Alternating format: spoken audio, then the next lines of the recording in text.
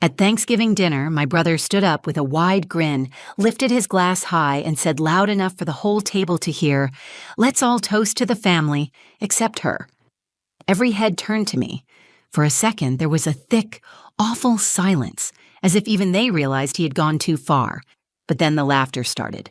First from my uncle, then my mother, then the whole table joined in, like it was the funniest thing they had ever heard. My face burned.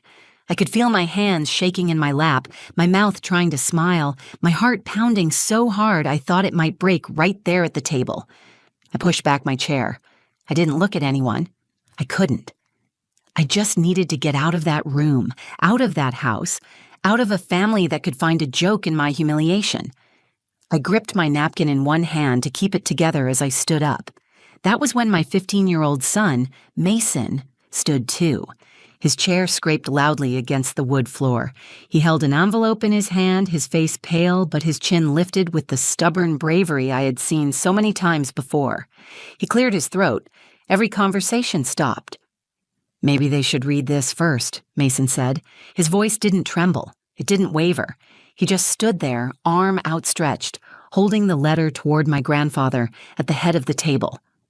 The room went dead quiet. You could hear the old clock ticking in the corner. You could hear the wind against the windows. You could hear the shallow, uneven breaths of the people who had just laughed at me. You could hear a pin drop. Thanksgiving had always been my favorite holiday when I was younger. Something about the scent of cinnamon in the air, the kitchen packed with chatter, and the dining table covered in homemade dishes always made the house feel like magic. But this year, as I stood on the front porch with my son Mason staring at the heavy oak door, it just felt like walking straight into a fire. I tightened my grip on the pie I had baked that morning. Mason caught my eye and gave me a small nod, like he was telling me I could do this. Maybe I still believed, deep down, that if I showed up with a smile and a good attitude, things could finally be different. Maybe they would welcome me back. Maybe they had missed me. Inside, everything looked the same as it had when I was a little girl. The house smelled like turkey and stuffing. Laughter spilled out from the kitchen, where my brother Caleb's voice rang loudest, telling some story that had everyone doubled over. The table was already set, every plate perfectly aligned, wine glasses sparkling under the soft light. I spotted my mother, Darlene, bustling around, making sure everything was just right. My father, Walter, sat in his usual chair, nodding along to conversations without really joining in. Uncle Rick was already on his second beer, booming laughter echoing across the room. Grandpa Henry, thinner than I remembered, sat quietly at the head of the table, smiling to himself as if he had found some private joke in the chaos. No one looked up when we walked in, no one called out a hello or waved us over. For a moment, Mason and I just stood there, awkward and uncertain, as if we were strangers who had accidentally wandered into the wrong house. I forced a smile and moved toward the kitchen, setting the pie down on the counter, but my mother barely glanced at it. "You found the place all right," she said with a quick, tight smile, as if she wasn't sure whether she was glad to see me or not. Caleb came over, clapped Mason on the back like a coach, congratulating a good player, then turned to me with a smirk. "Didn't think you'd actually show," he said. I laughed too loudly, brushing it off like it was nothing, but Mason's jaw tightened. He hated when they talked to me like that. I reached for his hand under the table once we sat down, but he pulled his hand away, not from anger, but because he was holding something tight in his jacket pocket. I noticed it, but I didn't say anything. I had learned not to ask questions at Thanksgiving. Dinner started with the usual parade of dishes, everyone passing bowls back and forth, the clinking of silverware and low hum of conversations about jobs, new cars, the latest vacation Caleb had taken to Florida. I sat at the far end of the table next to Grandpa Henry, who patted my hand now and then, but stayed mostly quiet. It was like there was an invisible wall between me and the rest of them. No one asked about my job, my apartment, or even how Mason was doing in school. It was easier for them to pretend I wasn't there than to deal with the fact that I was living proof that not every family story ended in perfect marriages and smiling Christmas cards. Mason caught my eye a few times during dinner, his face tight with something he wasn't saying. I smiled at him as reassuringly as I could, but inside, I felt like I was drowning. When the plates were cleared and dessert was brought out, Caleb stood up, raising his glass with a wide, performative smile. His eyes skimmed right over me. The entire table turned toward him, ready for whatever joke or story he had planned. Caleb loved being the center of attention. He always had. I braced myself without even realizing I was doing it, muscles tensing as if I knew something was about to come crashing down. It was supposed to be a moment of celebration, a simple, harmless family toast. But when Caleb opened his mouth and pointed his glass at the table, I realized too late that this wasn't about bringing us closer. It was about reminding everyone exactly where I stood. "Let's all toast to the family," Caleb said, smiling that easy, perfect smile he had been flashing since he was 5 years old. Except her. There was a beat of stunned silence. For half a second, I thought someone might say something. I thought someone might tell him to stop. But then the laughter started, rolling down the table like a wave, swallowing me whole. I stared down at my empty plate, trying to breathe, wishing I could disappear, wishing I had never come at all. For a moment, I stayed frozen in my chair, the sound of their laughter crashing against me like a cold wave. I looked around the table, searching for anyone, even one person, who might meet my eyes and offer me a way out of this humiliation. My mother was dabbing at her mouth with a napkin, pretending not to notice. Uncle Rick wiped a tear of laughter from his eye. My father stared at his glass as if maybe, if he focused hard enough, he could disappear inside it. Grandpa Henry looked down at the table, disappointment written all over his worn face. I pushed my chair back. The screech of the legs scraping against the floor made a few heads turn, but no one said anything. I grabbed my jacket from the back of the chair and stood up. My body felt numb and heavy, but I knew if I stayed even 1 second longer, I was going to break down right there in front of them, and I would never forgive myself for giving them that satisfaction. Mason stood up too, his chair scraping sharply against the hardwood. I turned toward him, my voice low and shaky as I said, "It's okay, Mason. Let's just go." I tried to take his arm, to lead him away from this mess, but he pulled away gently and stepped forward. He pulled something out of the inside pocket of his jacket. It was a white envelope, slightly crumpled. He held it in both hands like it was something fragile and important.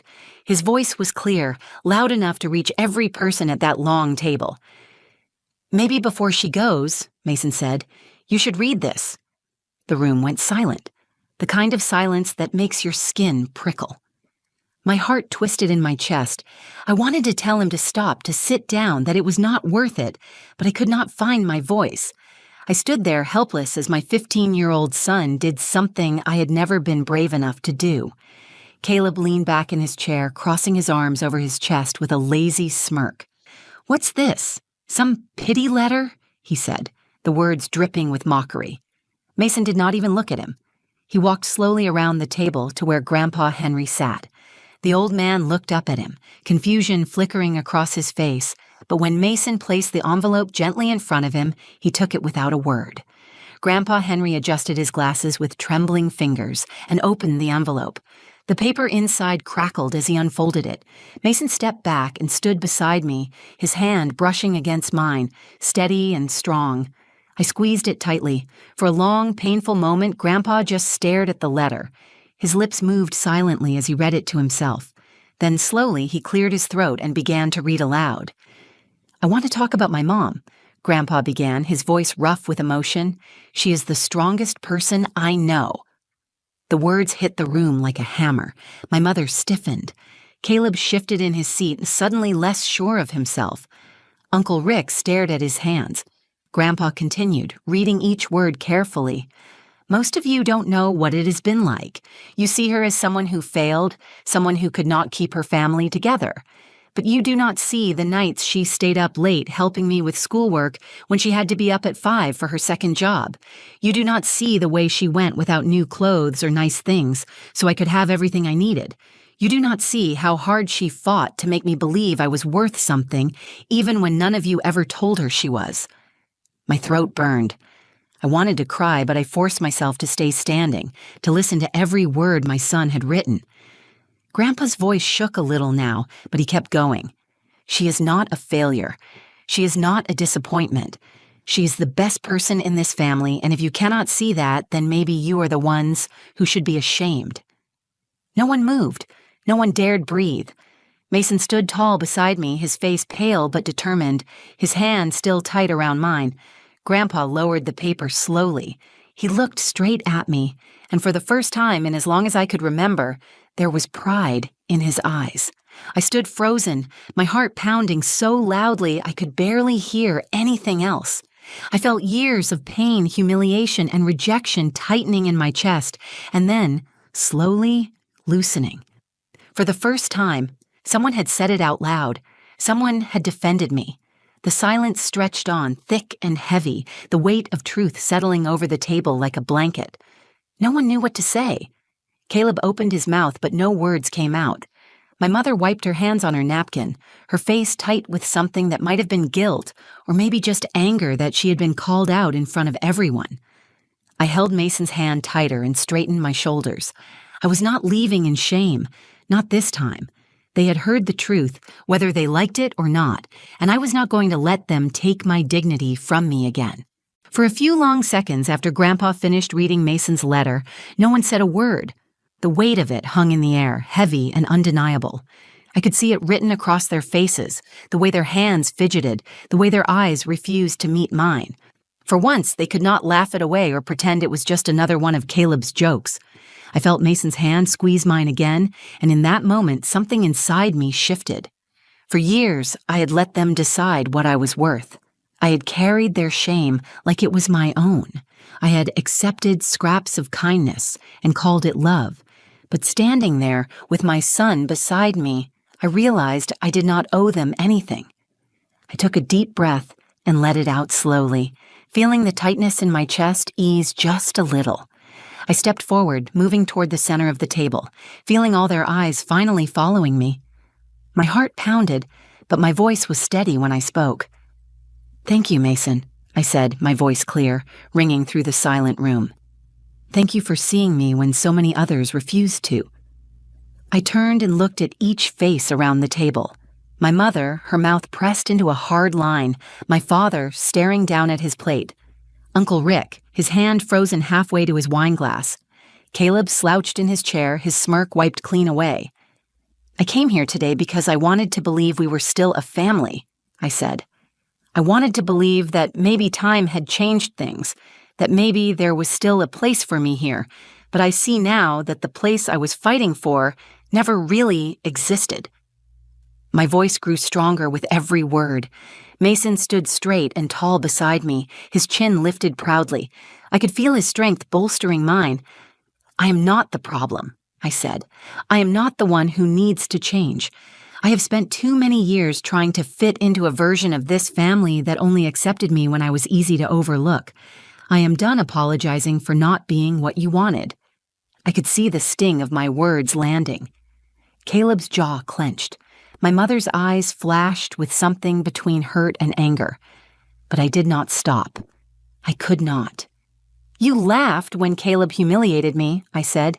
"You laughed because it was easier than admitting you have been part of the problem all along." But Mason was brave enough to tell the truth, and I owe it to him to stand in that truth with him. I reached for the pie I had brought, the one no one had touched, and held it in my hands for a second, feeling its weight. It was a silly thing, but it suddenly felt symbolic, a small piece of myself I had offered them, and they had ignored.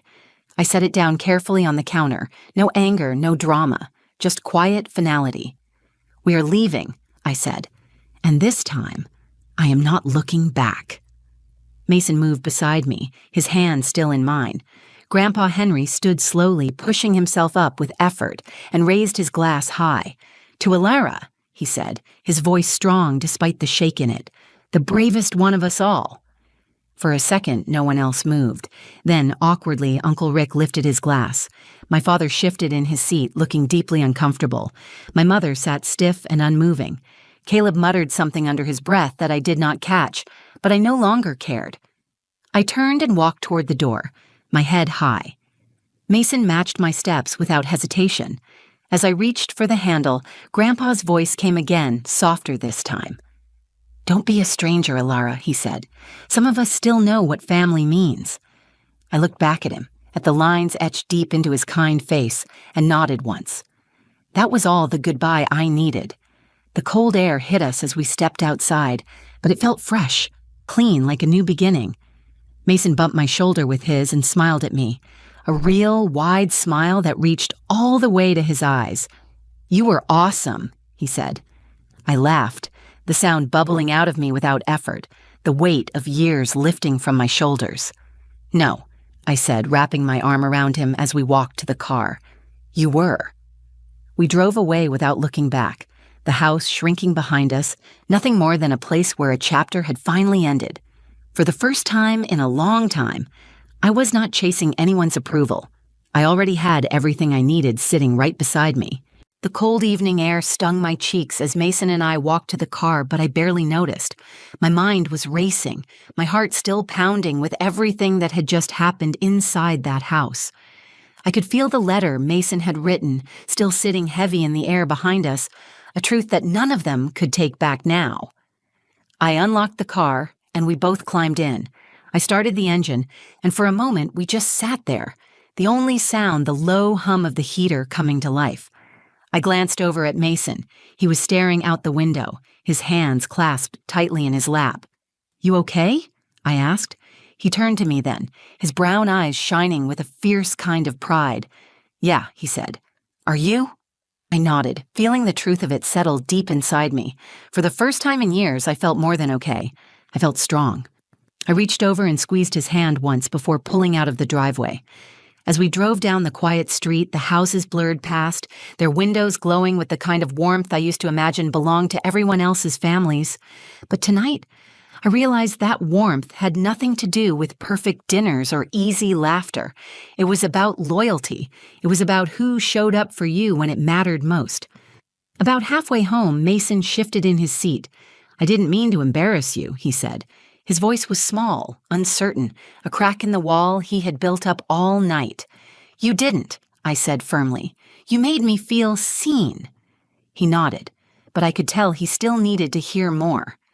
I pulled the car into a small, empty parking lot by the park and turned off the engine. The car fell into silence, but it was a good silence, thick with understanding instead of shame. I turned to face him fully. "Mason, you did something tonight that grown adults could not do. You stood up when it was hard. You spoke the truth even though it was uncomfortable. You made them see me. That took courage most people never find their whole lives." His mouth twitched, like he wanted to smile but was not sure if he should. "I learned it from you," he said quietly. I blinked hard, willing the tears away, not because they were tears of sadness, but because they were tears of pride so sharp it took my breath away. "You have no idea how proud I am of you," I said. He smiled then, a real wide grin that lit up his whole face. We sat there for a minute longer before I turned the car back on and pulled onto the road again. The world outside seemed softer somehow. The heavy weight that had sat on my chest for so many years felt lighter. At home, we kicked off our shoes at the door, and Mason headed for the couch, flopping down and pulling a blanket over himself. I went into the kitchen and pulled out the second pie I had made, the one I had kept at home just in case. I carried 2 plates into the living room and set one down in front of him. "Best Thanksgiving ever," Mason said, his mouth full of apple pie. I laughed, sitting down beside him, pulling my own blanket around my shoulders. "Yeah," I said. "I think it might be." We watched a terrible old movie, the kind that made no sense but made us laugh anyway. We ate every crumb of that pie, and when Mason finally fell asleep with his head on my shoulder, I sat there for a long time just looking at him, memorizing the way he looked at peace. I thought about everything I had left behind at that table, everything I had finally let go of. I thought about how long I had fought to be accepted by people who would never see me for who I really was, and I thought about how much easier it was to breathe when you stopped asking for permission to exist. That night, as I tucked Mason into bed and turned off the lights, I knew we had built something stronger than anything that had ever existed inside those walls I left behind. We had built a family that would not break when things got hard, a family that would never mistake cruelty for love. It had taken me almost 40 years to find my voice, but I had found it. And the person who helped me find it was sleeping down the hall, brave enough to stand alone if he had to, but strong enough to carry both of us when I could not. I climbed into my own bed, pulling the blankets up around me. For the first time in a long time, I did not feel alone. I felt home. The next morning, sunlight streamed through the windows, casting a warm glow across the kitchen floor. I stood at the counter, pouring coffee, the quiet of the house wrapping around me like a blanket. Mason slept in late, and for once there was no rush, no pressure to be anywhere or prove anything. I scrolled through my phone without much thought until a message caught my eye. It was from Grandpa Henry. "Proud of you, proud of him, love you, kiddo." I smiled, feeling the words settle deep inside my chest. Simple, solid, true. No apologies, no conditions, just love. The day passed slowly, filled with small, simple moments. I made pancakes that burned slightly at the edges. Mason teased me for it, laughing as he drowned them in syrup. We spent hours cleaning out the hall closet, something I had been putting off for months, tossing old shoes and jackets into donation bags, both of us making ridiculous guesses about where half the stuff had even come from. Later, while Mason was busy on his laptop, I sat down with a notebook and pen. Not a journal, not a letter to someone else, just a page for me. At the top, I wrote 2 words, what I learned. The first thing I wrote was this: family is not about who shares your blood. It is about who stands beside you when it matters. I paused, thinking back to last night, to the laughter, to the silence that followed Mason's voice cutting through it like a blade, to the strength it took to leave the table without lowering my head. The second thing I wrote, you do not need their approval to know your worth. For years, I had made my value a reflection of their acceptance. I had let their opinions decide how I saw myself. But last night, standing beside my son, hearing his voice call out the truth I had buried for so long, I realized that their view of me said more about them than it ever did about me. I wrote one more thing. Strength is quiet. It is patient. It shows up in the moments no one else notices. Mason had taught me that, in his steady way of loving me, without fanfare, in the way he carried himself when no one was watching, in the way he had pulled me back to myself when I had almost let their cruelty define me again. That night at Thanksgiving dinner had not destroyed anything important. It had revealed the cracks that were already there. It had peeled back the surface and shown the truth of who had my back and who never really had. And while it hurt, it was also freeing. When Mason finally came into the kitchen, barefoot and sleepy-eyed, I closed the notebook and smiled at him. "Want to help me figure out what to do with the rest of this pie?" I asked. He grinned. "Thought you'd never ask." We sat at the kitchen table, eating pie for lunch, talking about everything and nothing, college plans, movies we wanted to see, how the cat kept stealing socks from the laundry room. It was not flashy or dramatic. It was just real. As I listened to Mason laugh about something silly, I realized that what we had was more solid than anything I had ever fought for at that old house. We had loyalty. We had truth. We had love that did not need to be earned or proved. I thought about Thanksgiving dinners in the years ahead.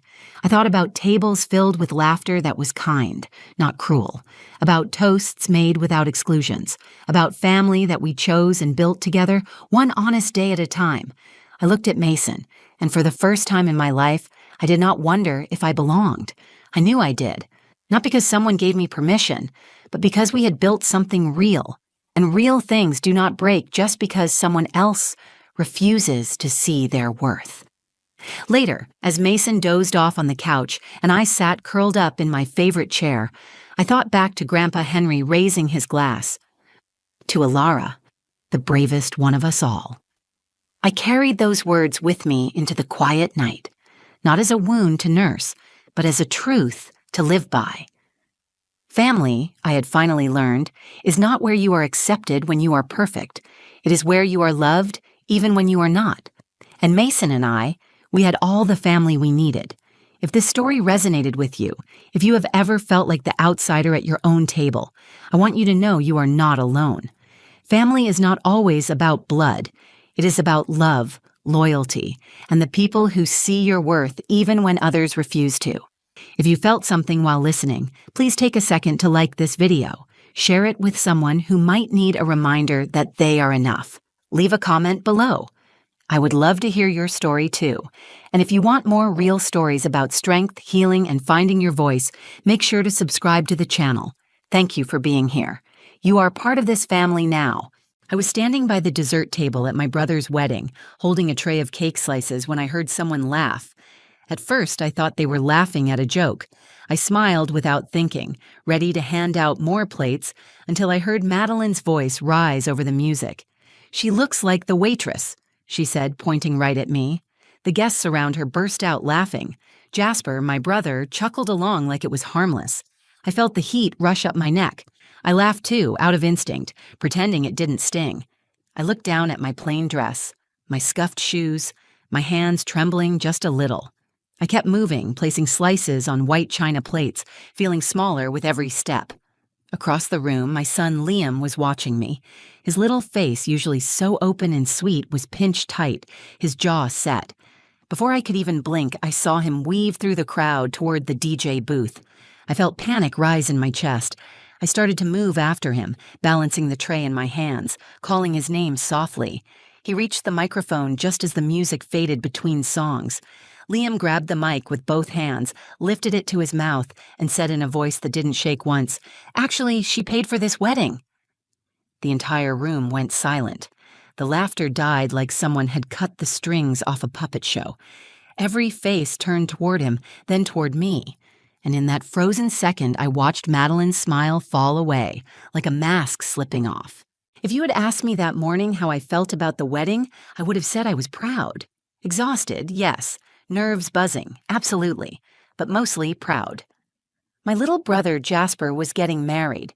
It didn't matter that I had been the one meeting vendors, paying overdue deposits, smoothing out last-minute crises when checks bounced.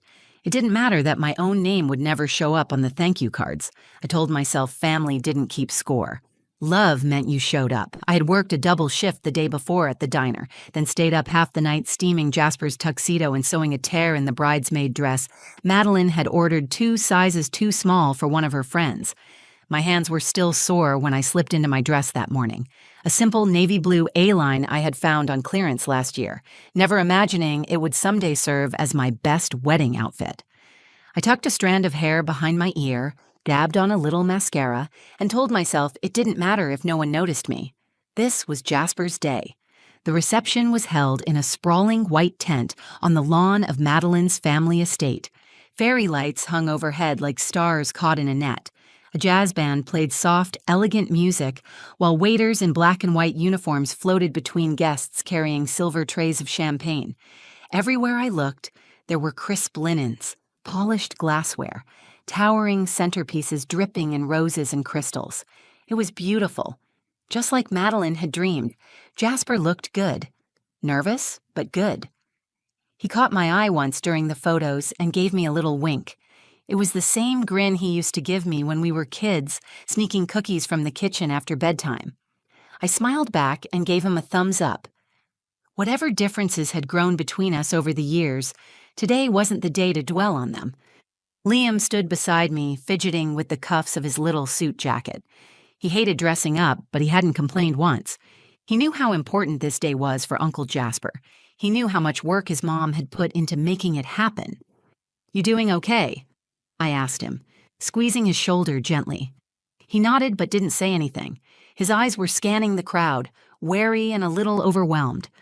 "Look at all this," I said, trying to lighten the mood. "Fancy, huh?" Liam shrugged. "Looks expensive." I laughed under my breath and ruffled his hair. "Don't worry about that. It's not our job to worry today." It wasn't a lie, exactly. It was just a hope. I didn't want Liam carrying the weight I had carried for so long. The afternoon drifted on in a blur of speeches and toasts, the sun dipping lower, casting everything in soft gold. I stayed mostly on the sidelines, helping where I could, slipping into the background when the official photographers came around. It wasn't about me. It never had been. When the wedding planner came rushing up, looking frantic and sweaty, asking if someone could help serve the cake because one of the catering staff had quit mid-shift, I didn't hesitate. I set down my glass, took the serving knife, and got to work. It wasn't glamorous, but it needed to be done. That was what I was good at, seeing the gaps and quietly filling them. I balanced plates of cake up and down the tables, offering smiles and polite congratulations, trying not to notice when people looked right through me. It wasn't personal, I told myself. They just didn't know me. I didn't see Madeline coming until she was right beside me, her voice carrying clear over the buzz of conversation. "She looks like the waitress," she said, laughing as she pointed at me, like it was the funniest thing in the world. The guests around her laughed too. Some of them looked uncomfortable, but most just laughed because that was what you did when the bride made a joke. I smiled because that was what you did when you were raised to believe making a scene was worse than being humiliated. I kept serving. My hands trembled a little, but I kept smiling. I told myself it didn't matter. I told myself this was Jasper's day. I could survive anything for one more afternoon. But across the room, Liam's face was changing. His cheeks flushed bright red, his small fists clenching at his sides. I saw him look at me, then at the stage, then back at me. Something was building inside him, something fierce and unstoppable. Before I could move, before I could shake my head or tell him to stay put, he was already slipping through the tables toward the DJ booth, and I knew in that instant that everything was about to change. I set the empty tray down behind the dessert table and wiped my hands on a napkin, trying to catch my breath. My cheeks burned. Every nerve in my body felt exposed, like I had walked straight into a fire I had no way to escape. I told myself to shrug it off. A joke was just a joke. This day wasn't about me. I repeated the words in my head like a prayer, but when I looked up, I saw Liam moving faster now, weaving between guests, his little jaw set with a determination that scared me. His brown eyes, so much like mine, flashed with a fury I had never seen from him before. I started to move toward him, whispering his name, willing him to stop. He glanced back once and then kept going, straight for the DJ table, where a microphone rested unattended. The band had just finished a song, the room buzzing with chatter and the clinking of glasses, the perfect cover for him to slip in unnoticed. My heart hammered in my chest as I quickened my pace. I had no idea what he was planning, but I knew Liam. He was quiet, observant, but when he believed something was wrong, he acted with a boldness that caught people off guard. He had been raised watching me smooth over insults, absorb slights, stay silent to keep the peace. Maybe he had learned something different about when it was time to speak. I reached him just as his fingers curled around the microphone. "Liam," I said sharply under my breath, "stop." He turned and looked at me, and there was no fear in his face, only conviction. The kind of conviction I had long since buried under years of telling myself it was easier not to make waves. "They need to know," he said, his voice steady.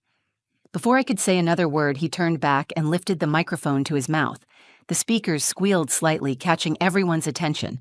Conversations broke off mid-sentence. Heads turned. The buzz of the room evaporated into a heavy, curious silence. Standing there in his little suit, hair sticking up in the back from where I had tried to flatten it earlier, Liam looked impossibly small and impossibly brave. My hands shook at my sides, part of me wanting to yank him away, the other part frozen by something deeper: pride, fear, hope. "Ladies and gentlemen," he said, his voice loud and clear, "I just want to say something real quick." A few chuckles from the crowd. Some guests leaned in, expecting a cute kid moment. Maybe a funny story about Uncle Jasper. Madeline, standing at the head table in her shimmering white gown, smiled indulgently, clearly expecting the same. I watched Liam take a deep breath, the microphone shaking just slightly in his hand. "My mom isn't the waitress," he said. A murmur rippled through the room. "And she's not just here to serve you cake," he continued. His voice rose slightly, filled with something raw and shaking. The guests shifted in their seats. Some looked uncomfortable now, others curious, others frowning as if they were only just realizing who I was. Liam swallowed hard and finished, "Actually, she paid for this wedding." Silence crashed over the room like a wave. No music, no clinking glasses, just stunned, breathless stillness. I stood there, every part of me aching. I wanted to pull him off the stage. I wanted to wrap him in my arms. I wanted to disappear. I wanted to scream. I didn't know which urge was stronger. At the head table, Madeline's face froze. Her hand, halfway to lifting a champagne flute, hovered midair. Her mouth opened slightly, then closed. The color drained from her cheeks, leaving her looking pale and almost translucent under the fairy lights. Jasper turned sharply toward me, his expression wild, confused, guilty all at once. I saw the guests' eyes flick from Liam to me, then back again. Some looked embarrassed. A few looked ashamed. A handful looked impressed, like maybe they were seeing me for the first time all night. Liam lowered the microphone carefully onto the table, then looked at me. His face was calm, steady. He hadn't done it for applause. He hadn't done it for drama. He had done it because he saw something wrong and he wanted to set it right. I stood frozen for a beat, then found my feet moving toward him. I reached out and took his hand, squeezing it hard. He squeezed back, small, but fierce. Behind me, voices began to rise again, low and awkward at first. I heard the scrape of chairs, the clearing of throats.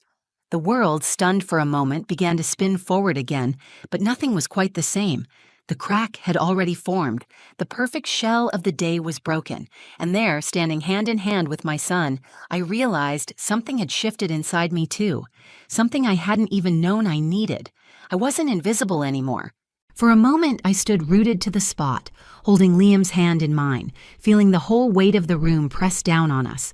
Whispers darted through the tables like insects. I heard my name pass from one set of lips to another, some saying it with surprise, others with pity, a few with something close to admiration. I thought about running. I thought about gathering Liam in my arms and slipping out the side of the tent, escaping before anyone could say anything, before they could turn their attention back toward me with questions and judgments and apologies I was too tired to accept. But then I looked down at Liam. His small fingers wrapped around mine with a strength that steadied me. His face was calm, his shoulders straight, as if he had no doubt at all that he had done the right thing. I realized that if I ran now, I would be teaching him something dangerous. I would be telling him that speaking the truth meant shame, that standing up for someone you love should be followed by retreat and silence. I had spent so many years telling myself it was noble to keep my head down, to swallow pride in the name of family, but standing there beside my son, I saw it differently. Silence hadn't made anything better. It had only made it easier for people to forget what I had done for them.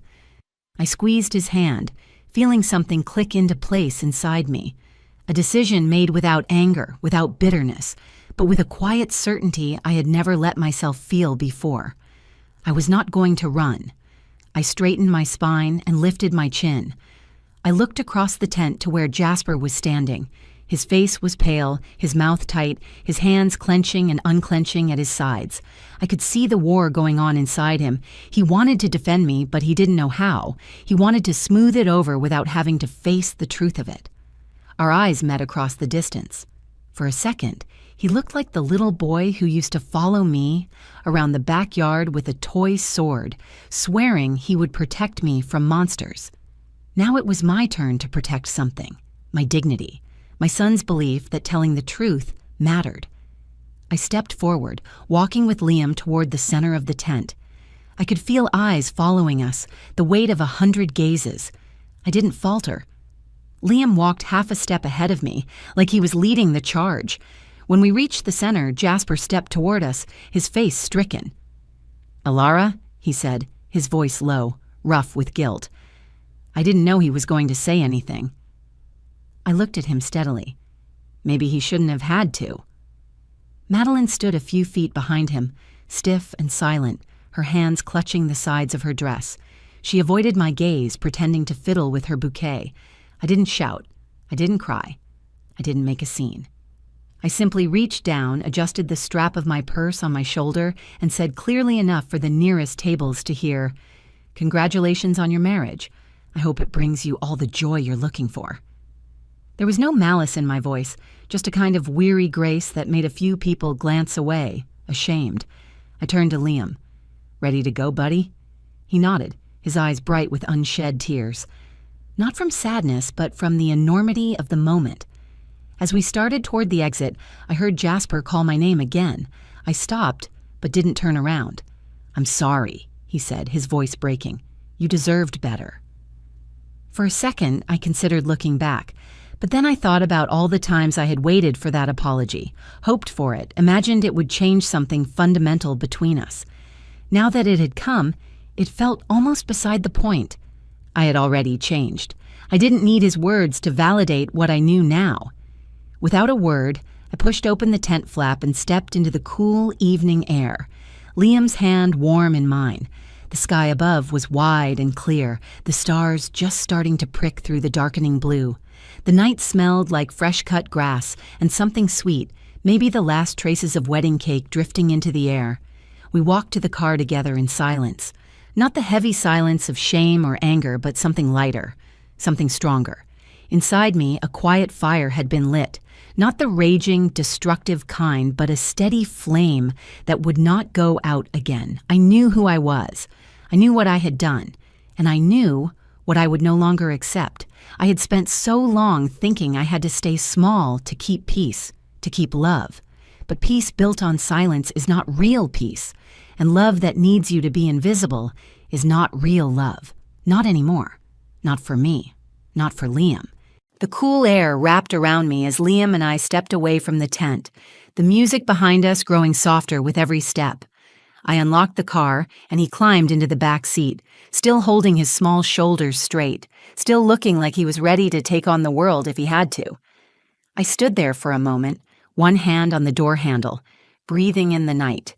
I could have gotten in. I could have driven away and left it all behind. But something in me hesitated. A lifetime of swallowing my pride had made walking away feel like the only choice. Tonight felt different. Before I could talk myself out of it, I turned back toward the tent.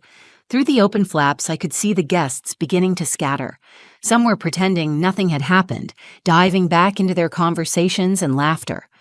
Others stood in small groups, casting glances toward the empty spot where Liam had made his announcement. A few people looked toward me, quickly looking away when they realized they had been caught staring. Jasper stood near the entrance, his hands jammed into his pockets, his face twisted with regret.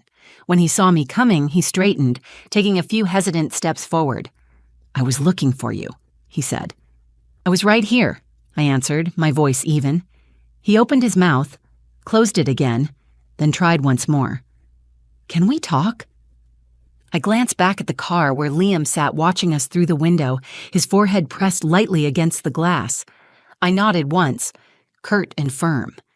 I didn't owe him my time, but for the brother who once tied a blanket around his neck and called himself my protector, I would listen. We stepped a little away from the entrance, just far enough that we could speak without the whole wedding listening in. "You didn't have to do all that," Jasper said, rubbing the back of his neck. "Maybe not," I said, "but I did." He looked down at the ground. "I should have thanked you. I should have defended you when Maddie said what she did. I just froze. I thought it would be easier to laugh it off." "Easier for who?" I asked. He winced. "For me, I guess." For the first time all night, I saw it land. The realization of what his silence had cost. Not just my dignity, but his own understanding of who he was supposed to be. "I thought keeping it quiet was what you wanted," he said. "You never asked for recognition?" "I never asked because I didn't want to make you feel bad," I said, "because it was a gift, not a debt. But a gift doesn't mean you get to pretend the person who gave it doesn't exist." He nodded slowly, his eyes glassy under the soft lights strung across the lawn. "I don't know how to fix it," he said. "You start by not letting people laugh at the ones who love you most," I said. "You start by not being afraid to tell the truth." We stood there in the night, two siblings who had spent a lifetime orbiting around old hurts and unspoken words.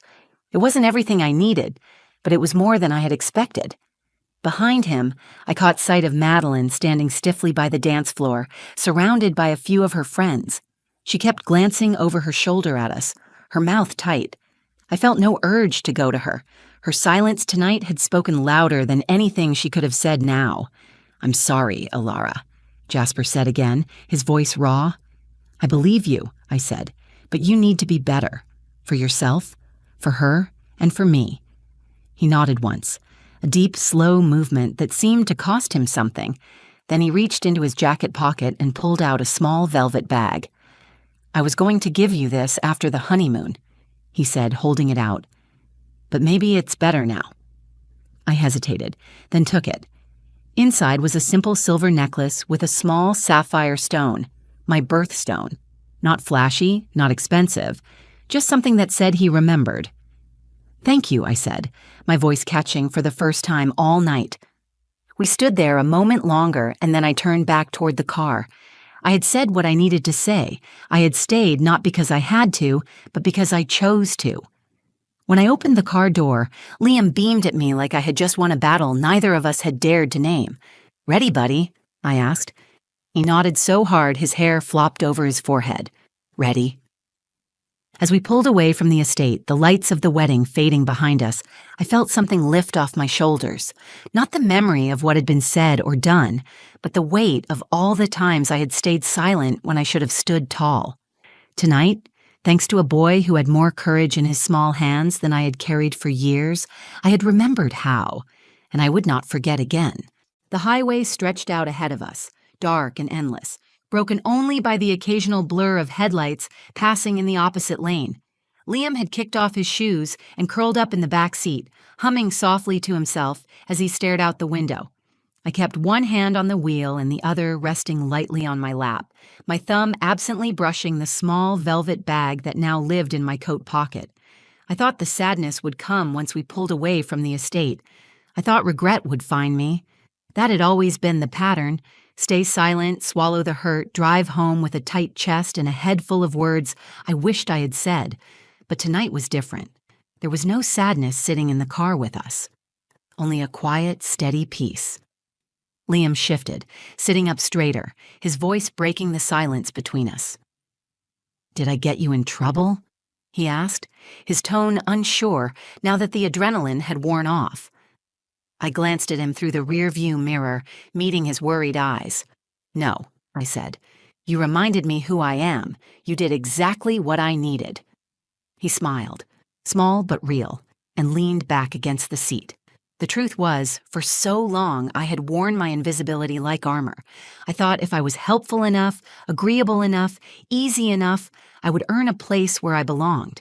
But belonging bought with silence and sacrifice is fragile. It crumbles the first time you ask for more. It vanishes the moment you need to be seen as more than useful. Watching Liam stand up for me, without hesitation, had cracked something open inside me. It was not about pride or anger. It was about dignity, about finally claiming the right to be visible without apology. The memory of the wedding already felt distant, like a chapter that had ended before I realized I had turned the page. Madeline's frozen expression, the stunned faces of the guests, Jasper's shame. They would all return to their lives, their small dramas and celebrations. But I had walked away different, stronger, clearer.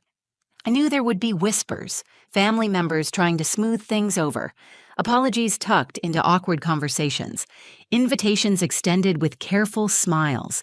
Some bridges might burn whether I wanted them to or not. I had made peace with that. Some bridges are meant to burn, so you never forget to choose yourself next time. I flicked on the radio, low enough that it filled the car with a soft hum but not so loud that it interrupted the stillness between us. Liam closed his eyes, his breathing evening out, the tension finally leaving his small body. As the miles rolled by, I thought about what kind of example I wanted to be for him. I had always believed protecting him meant shielding him from conflict. Now I understood that real protection meant showing him how to walk into a room and know you belong there, no matter who tries to tell you otherwise. It meant teaching him that kindness does not require silence, and that loving someone never means making yourself small. When I pulled into our driveway, the porch light was still on, casting a soft glow over the cracked steps and peeling paint. It was not a mansion like Madeline's family estate, but it was ours. It was built on late nights and early mornings, on sacrifices and dreams, stitched together with more hope than money. I parked the car and turned off the engine. For a moment, I sat there, watching the rise and fall of Liam's chest, letting gratitude settle over me like a blanket. Gratitude for the boy who had seen me. Gratitude for the voice I had finally reclaimed.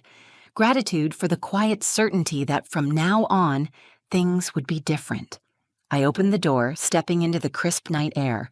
Liam stirred, blinking sleepily as I unbuckled him. "Come on, buddy," I said, my voice soft. "We're home." He slipped his hand into mine without hesitation, just like he had done on the dance floor, just like he had done when he grabbed that microphone. As we climbed the steps together, I realized something simple and profound. I had spent so long fighting to be part of other people's celebrations, waiting for an invitation to be seen, to matter. But tonight I understood. I did not need permission to matter. I always had, and I always would, and that was enough. If this story touched you, if it reminded you of someone you love, or even if it reminded you of your own strength, I would love it if you showed some love back. Please like the video if it meant something to you. Share it with someone who might need to hear it today. Leave a comment below and tell me your story. I read everyone, and they truly mean the world to me. And if you want more real stories about finding strength, family, and standing up for yourself, hit that subscribe button and join this community. Thank you for spending a little time with me today. Stay strong, stay kind, and always remember, you don't need permission to matter.